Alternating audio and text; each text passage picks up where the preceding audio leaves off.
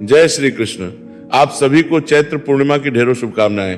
प्रिय दर्शकों, आज के इस वीडियो में हम बात करेंगे कि चैत्र पूर्णिमा कब है और चैत्र पूर्णिमा पर आपको भगवान सत्यनारायण का व्रत कब करना है, कैसे करना है, चंद्र अर्घ्य व्रत कब करना है, क्या इस पूर्णिमा की महिमा है।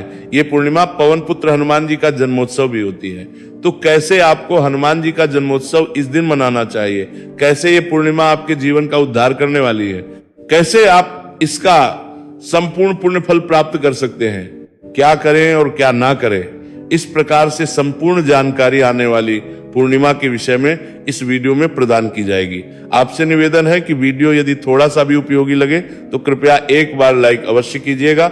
चैनल पर नए हैं तो सब्सक्राइब करते, इसीलिए तारीख के लिए जानकारी करते जाइएगा, क्योंकि ये एक प्रतिष्ठित ज्योतिष संस्थान का चैनल है जहां हम सभी जानकारियां ज्योतिष शास्त्र और पंचांग के आधार पर देते हैं।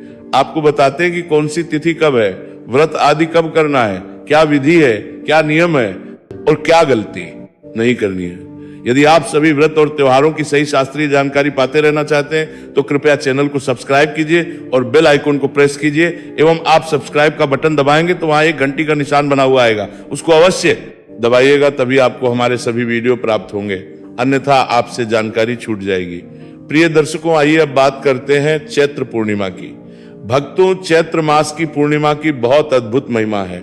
एक तो ये भगवान नारायण का दिन है, मां लक्ष्मी के व्रत का दिन है और ये पुत्र हनुमान जी के जन्म का दिन है। इस दिन हनुमान जी का जन्मोत्सव भी बड़े धूमधाम से मनाया जाता है। इस पूर्णिमा पर दान का बड़ा महत्व है, पूजन का बड़ा महत्व है, पितृकर्म का बड़ा महत्व है। तो इस दिन कौन सा कार्य कैसे करेंगे, इसकी जानकारी अब हम आपको प्रदान करते हैं। प्रिय भक्तों, पूर्णिमा के दिन सबसे प्रमुख कार्य होता है भगवान सत्यनारायण का व्रत। सत्यनारायण भगवान का जो व्रत है ये अनंत पुण्य देने वाला, मनुष्य के सभी दुखों का नाश वाला होता है। कैसे करना चाहिए सत्यनारायण भगवान का व्रत, आने वाली पूर्णिमा पर कैसे करेंगे, क्योंकि पूर्णिमा पर भद्रा का भी साया बताया जा रहा है। भद्रा रहेगी सुबह 7:06 से और 7:23 तक, सुबह 7:06 से और शाम को 7:23 तक। तो प्रिय दर्शकों, ऐसी अवस्था में सत्यनारायण भगवान का व्रत पूजन कैसे करना चाहिए। सबसे पहले प्रातः काल स्नान आदि से निवृत्त होकर स्वच्छ वस्त्र धारण करके आपका जो भी पूजा स्थल है, जहां पूजन करते हैं, भगवान सत्यनारायण की पूजा करते हैं या जो उपयुक्त स्थान आपके घर में है, वहां पर सभी सामग्री को एकत्रित कीजिए। सामग्री एकत्र करके आसन लगा के बैठ जाइए। सामग्री क्या चाहिएगी?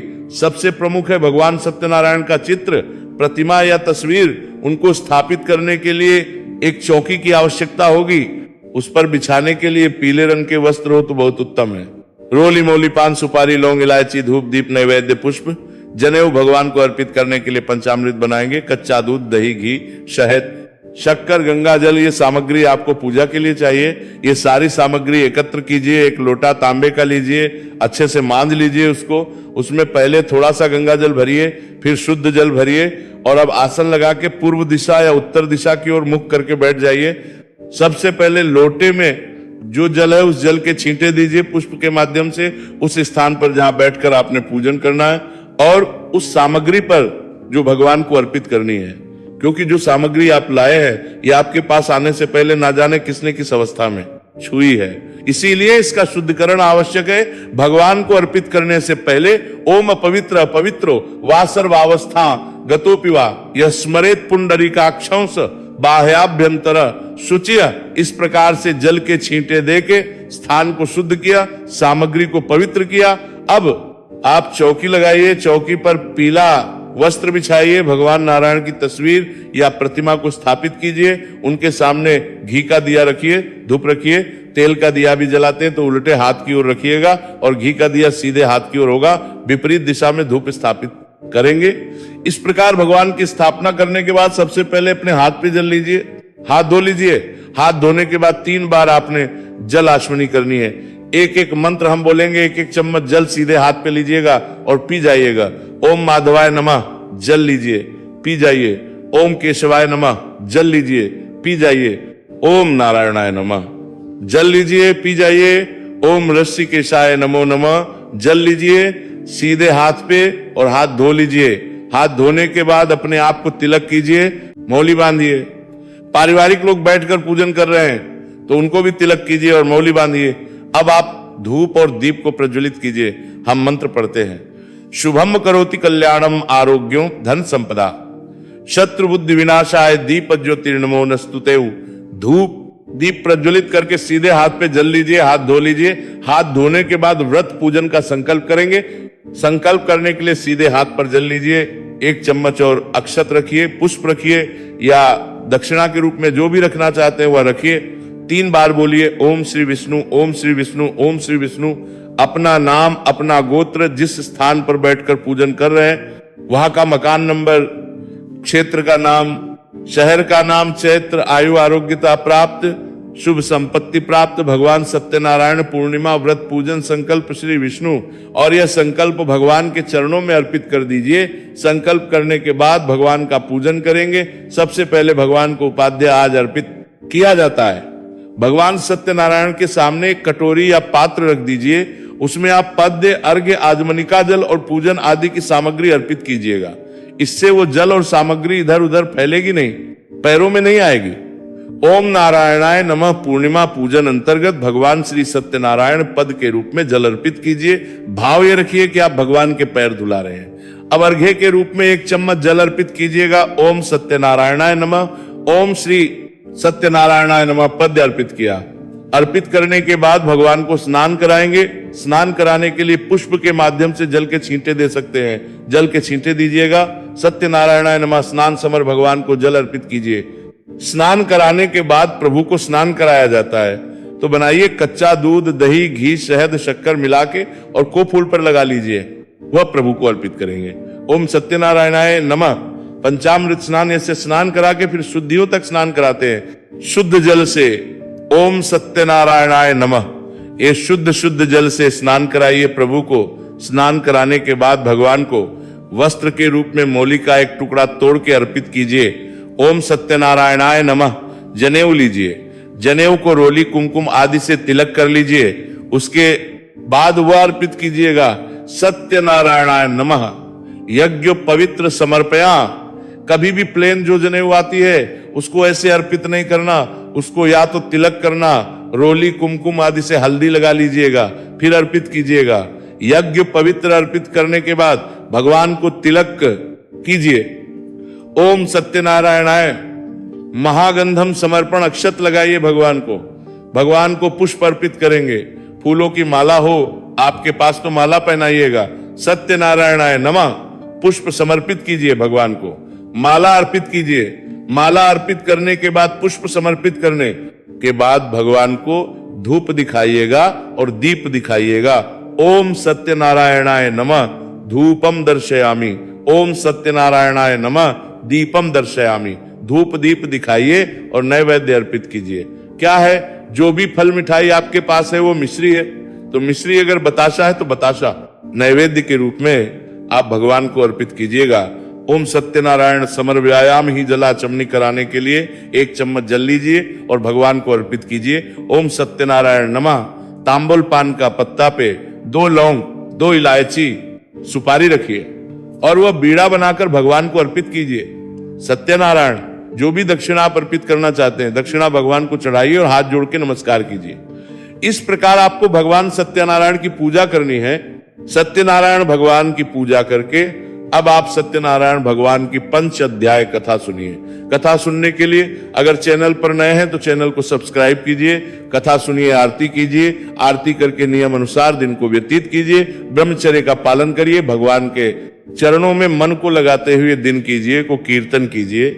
और इसका जो व्रत है पूर्णिमा का, वो 2 विधान से करते हैं। एक तो सत्यनारायण भगवान का आपने पूजन कर लिया, उसके बाद को आप व्रत खोल लेते हैं। एक चंद्र अर्घ्य व्रत होता है कि आपने सत्यनारायण भगवान का पूजन किया, कथा आदि सुनिए, शाम को चंद्रमा का उदय हुआ, चंद्रमा को आपने अर्घ्य दिया, उसके बाद आपने व्रत खोला। तो आप दोनों ही विधि से कर सकते हैं, दोनों ही उत्तम है, श्रेष्ठ है। इस व्रत में अन्न खा लिया जाता है क्योंकि भगवान को भोग ही पंजीरी का लगता है। तो ध्यान की पूजा आदि करने के बाद के लिए पंजीरी और पंचामृत का भगवान को भोग लगाना चाहिए। प्लेट में भोग प्रसाद रखिए, भगवान के सामने रखिए, पर्दा कर दीजिए, मैं मंत्र पढ़ता हूं, भोग लगाते हैं भगवान को। ओम तथा कल्पना इस प्रकार से गरुड़ जी बजा सकते हैं, घंटी बजा सकते हैं आप। फिर जल लीजिए आचमनी में, थाली के चारों तरफ घुमाइए 3 बार और छोड़ दीजिए, सर झुका के और थाली वहां से उठा लीजिए, इसको बाकी प्रसाद में मिला दीजिए। जब आप स्वयं व्रत खोलेंगे तो पहले इसी में से प्रसाद लीजिएगा। यही प्रसाद जो है कथा पूजन आदि के बाद आपको अपने सभी पारिवारिक जनों में और जो भी मित्रजन आपके आए हों समय पर, उन सबको लेना चाहिए। सभी को ये प्रसाद ग्रहण करना चाहिए, बड़ा कल्याणकारी होता है। इस प्रकार से नारायण भगवान का पूजन करेंगे। सायंकाल को चंद्रमा को अर्घ्य देंगे तो जल में थोड़े से अक्षत डाल लीजिएगा, मिश्री डाल लीजिएगा और उससे आप चंद्रमा को अर्घ्य दीजिएगा। ओम श्रां श्री श्रों स चंद्रमा से नमः या ओम सो सोमाय नमः, ये मंत्र बोलते हुए आप अर्घ्य दे सकते हैं। ये तो विधि हुई कि कैसे आपको सत्यनारायण भगवान का पूजन करना है, कैसे व्रत करना है। इस दिन आपको पितृतर्पण करना चाहिए। गीता के 7वें अध्याय का श्रवण करना चाहिए। पितृ का तर्पण जितना करें उतना अच्छा होता है। तर्पण के लिए आप गीता का 7वें अध्याय अवश्य सुनिएगा। 1 लोटा तांबे का, उसमें थोड़ा सा गंगा जल भरिए, शुद्ध जल भरिए, थोड़े काले तिल, 1 पत्ता तुलसी का और कुशा उसमें डालिए, आसन लगाइए, दक्षिण दिशा की ओर मुख करके बैठ जाइए, लोटे को सामने रखिए और गीता के 7वें अध्याय का श्रवण कीजिए। मैं आपको अपलोड करूंगा गीता का 7वां अध्याय, और अगर वीडियो प्राप्त ना हो तो YouTube पर लिखिएगा गीता का 7वां अध्याय बाय प्राचीन मार्ग टीवी। तो हमारे बहुत से वीडियो है 7वें अध्याय के, वो आपको प्राप्त होंगे। अध्याय सुनिएगा, फिर संकल्प करते हुए उसका पुण्य अपने पितरों को अर्पित कीजिएगा और तदोपरांत तर्पण कीजिएगा। यह कार्य अपने पितरों को तृप्त करता है। आपके पितृ जब तृप्त होते हैं तो आपके जीवन में खुशियां ही खुशियां होती है। तीसरा कार्य होता है पूर्णिमा का स्नान, बड़ा महत्वपूर्ण होता है। संभव है किसी पवित्र नदी में स्नान कीजिए। आप घर पर स्नान कर रहे हैं तो गंगा जल युक्त जल से स्नान कीजिए। नहाने का जो जल है उसमें पहले थोड़ा सा गंगा जल डाल लीजिए, फिर आप स्नान कीजिए। यह कार्य बड़ा पुण्यदायी है। चौथा कार्य होता है पूर्णिमा पर जितना दान दिया जाए उतना कल्याणकारी है। जितना दान देंगे उतना बढ़ेगा धन। तो खूब दान, ब्राह्मण को दान दीजिए, ब्राह्मण को भोजन कराइए, भंडारे करा सकते हैं, भंडारे कराइए, गरीबों की सहायता कीजिए। ये कर्म है जो पूर्णिमा के दिन बने हैं। अब प्रश्न उठता है कौन सा कार्य नहीं करना है। एक बड़ा कार्य की पूर्णिमा के दिन किसी भी पेड़ पौधे आदि से हमें फूल पत्ते आदि नहीं तोड़ने हैं। फूल पत्ते नहीं तोड़ने, किसी भी पेड़ पौधे से, इसका ध्यान रखिएगा। ये बड़ा पाप उत्पन्न करता है। इस प्रकार से किसी को बिना हानि पहुंचाए, बिना किसी का अहित किए हुए हमें ये दिन व्यतीत करना चाहिए। अब बात आती है कि ये पूर्णिमा है कब किया जाएगा। सूर्य के मुख से पूर्णिमा कब रहेगी और साथ में मुहूर्त क्या रहेगा पूजा के लिए। प्रिय दर्शकों, चैत्र मास की जो पूर्णिमा है, ये पूर्णिमा तिथि आरंभ हो रही है। 1 तारीख को सुबह 7:06 पर और 2 तारीख को यह समाप्त हो जाएगी। सुबह 7:41 पर उदया तिथिमान बड़ा महत्वपूर्ण होता है पूर्णिमा के निर्धारण में। इसीलिए उदय तिथिमान के अनुसार तो पूर्णिमा 2 तारीख को है। सूर्य के मुख से पूर्णिमा 2 तारीख को रहेगी, लेकिन चंद्रमा का उदय पूर्णिमा में नहीं है, 2 तारीख को। इसीलिए जो भी चंद्र उदय व्रत आदि करते हैं वो आप 1 तारीख को करेंगे, श्रेष्ठ रहेगा। जो पूर्णिमा के दान पुण्य हैं, सुबह सुबह के स्नान आदि के कार्य हैं, वो सब आपको 2 तारीख को करने चाहिए। हनुमान जयंती, हनुमान जन्मोत्सव भी 2 तारीख को ही मनाया जाएगा। अब मुहूर्त आदि की बात कर लेते हैं तो 1 अप्रैल को ब्रह्म मुहूर्त रहेगा। सुबह 4:46 से और 5:34 तक सूर्य उदय हो रहा है। 6:18 पर सूर्यास्त होगा। शाम को 6:34 पर अमृत काल का जो समय रहेगा सुबह के लिए, वो बड़ा उत्तम है। पूजा लिए 8:47 से और 10:27 तक राहु काल में हमें बचना चाहिए नए कार्य करने से। तो 12 बजे से और 1:30 तक इस दिन राहु काल रहेगा, क्योंकि बुधवार का दिन है। भद्रा के बारे में मैंने आरंभ में भी बताया था आपको कि 7:06 से सुबह भद्रा आरंभ हो जाएगी और 7:23 तक लगभग भद्रा रहेगी। परंतु इस भद्रा में भगवान सत्यनारायण के व्रत पूजन में कोई दोष नहीं है, आपको करना चाहिए। इस प्रकार से आप इस पूर्णिमा को, दिन को व्यतीत कीजिए। हनुमान जयंती से संबंधित विशेष जानकारी में अलग से मैं आपके लिए लेकर आ रहा हूं, उसका लाभ अवश्य लीजिएगा। चैनल पर नए हैं तो सब्सक्राइब करते जाइएगा। भगवान नारायण सबका कल्याण करेंगे। हरे कृष्णा।